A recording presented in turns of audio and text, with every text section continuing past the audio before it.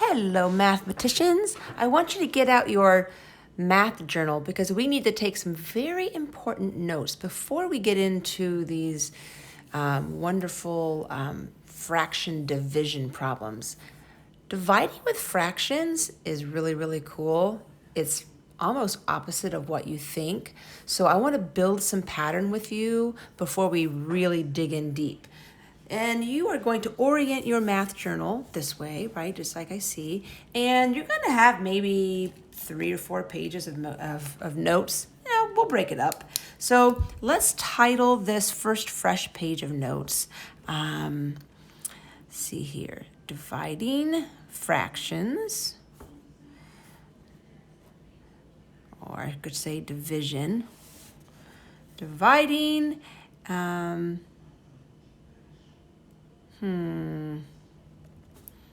and multiplying fractions. Put that right here. All right, there's my title. You know, like that. I like to make my little title up above there. And I'm going to put a line right down the middle because I just want us to concentrate on the structure of a division problem and a multiplication problem. Let me see here. Let's find a new color here. With division, I think maybe I'll try red here. Let's make a really familiar, no, I'm going to change my mind, green. Really familiar problem, something that we understand. So we could have 8, and we could have a problem that we divide it by 4, and we know that the answer is 2, right? But let's figure what this could be. What could this mean? When we divide 8 divided by 4, what are we doing? Well, this first number is the start, right? This is what we start with. So I'm going to write with an arrow, this is my starting number, my starting value. This is what I start with. See that? And then if I wanted to divide 8 of something, I could divide it by 4. This could mean a couple of things. Let's pretend I am starting with 8 waffles, right? And we've done this before. I think we've talked, because I'm always talking food. If I have 8 waffles and I divide it by 4, this 4 could represent the number. Here's my hashtag. That means number, right? The number of groups or parts, the number of parts. And some of you'll know that it's the number of copies or the number of copies. We've been talking about copies. So this is the number of parts, groups, or copies. It's the number. The number. And if this is the number, then this 2 means something a little different. If I start with 8 waffles and I have to divide them by 4 people, we know the number of people. We know the number of groups or parts. In this case, 4 people who want to eat the waffles. Then what does this 2 mean? Right, is how much waffle or how many waffles each person can eat. So now this is no longer the number. If this means the number of groups, this means the size. This is the size of the group or the part or the size of the copy. Size of the group, part, or copy. The size of that copy. All right, so number, if this is the number, then the answer means the size. So we have a starting value. We're going to divide it by the number and then get the size of each part. Now we could do it another way. if this number were if we were dividing by the size, then this answer would represent the number of parts. For example, if I had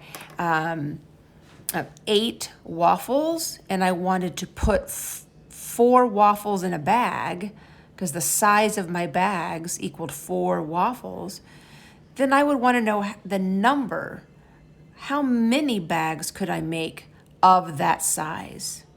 So these are interchangeable. Sometimes this second number here in a division equation means the number, then the answer would mean the size. Or maybe sometimes this number is the size of the group and we want to know how many of those groups we can make. Okay, now we're going to do a little bit more labeling over here, but let's come over and let's do the same equation for this.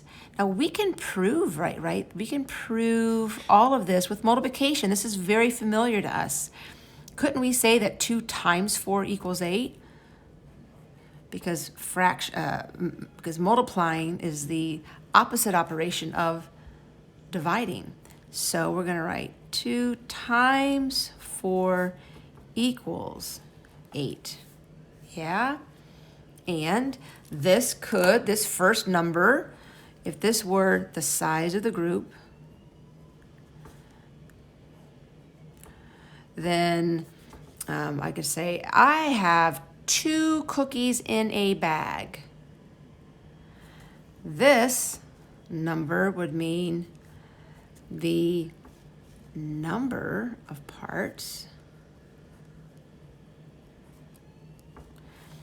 And then this would be the total, right? The total. And in this case, we're going to write, we could write, we'll write the total here. So what we end is the end. It's the ending total. Just like this is the starting value, this is the ending value. Yeah? Kind of the opposite. Or typically, we think of this as the number of parts. The number of parts, or groups, or copies. So we have 2 groups of, and then this would be 4. Now this becomes the size. This becomes, how many cookies we have in a bag. So now we have 2 bags. The number is 2. And the size of the bag is 4 cookies in a bag. And then our question is, how many cookies do we have total? Yeah? So we can interchange these. This means number, that means size, or that can mean size over here, and then this would be number. They're interchangeable. Now you probably are thinking, Coach Good, why aren't you saying what they really are? What are the names of these? What do you call these 2 numbers? Right? This is a factor. Right? This is a factor. This is a factor.